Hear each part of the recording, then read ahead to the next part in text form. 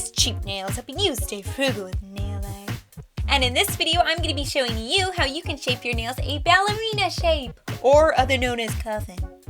So we're going to be taking this to this.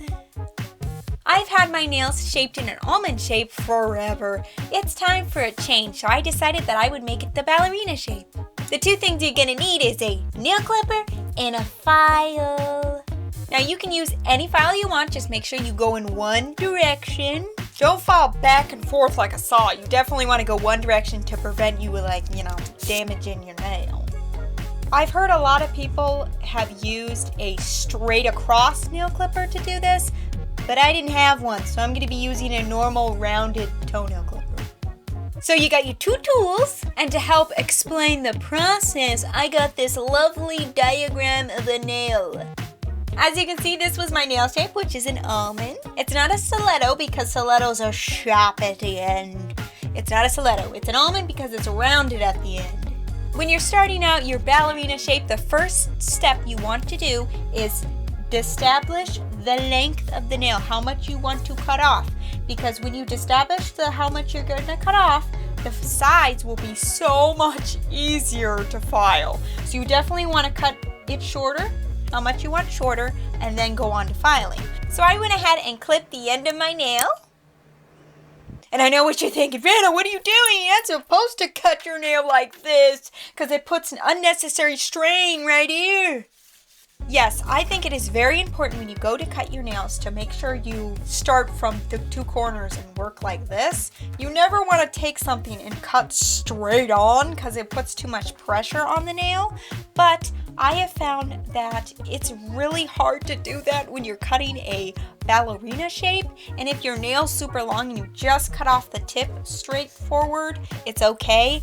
But in normal cutting of nails, do not cut this way first. Work your way in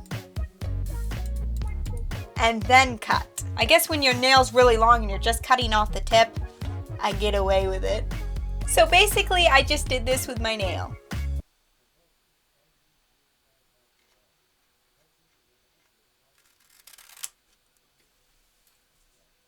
Nail clipper's job is done. I guess scissors' job is done. So you want to take your nail file now and you're going to file it in this direction. Now you don't want to do this.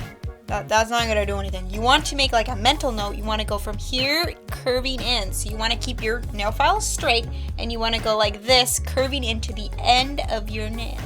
And you want to make sure that you keep the file pretty much straight, but curving into that end of your nail right here like this.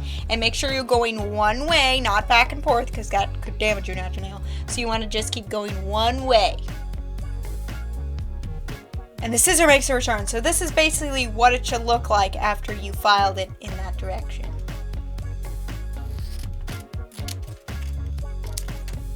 See? That's what it's supposed to look like. See? Okay, let me cut the other side the same. And that is your ballerina shape / coffin. Even though coffin shaped nails and ballerina shaped nails are very similar, there is one difference between them. If you take your nail file and you file the edge right here in one direction and round it at the tips, that is the ballerina. And if you just keep it straight square, that is the coffin. So that is like the one difference between ballerina shaped nails and coffin shaped nails.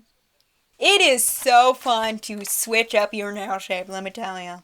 I've had an almond nail shape forever and I was just thinking I need to switch up my nail shape and I was trying to think which one. And then I thought, well, I have to choose the ballerina shaped nail shape because I am learning the ballet style of dance. So I was like, how do I not? So yes, that's how I took my nails from this to this. I hope you got some value out of this video and it helps you shape your nails. Please give it a like if you liked it. And if you're new here, please hit the subscribe button and then you can have me around and then I can make videos to help you with your nails. Cheaply. Just recently, I changed my name on here on YouTube to Cheap Nails with Vanna. Do you like the Vanna, how I added the Vanna? Because before it was just called, my YouTube channel was just called Cheap Nails, but now I put with Vanna because I thought, I gotta have my name in my channel name. You know what I mean? So, tell me what you guys think of it down below. I think it's pretty cool. Again, thank you so much for watching, and I will see you next Friday. Bye! Look at Steve!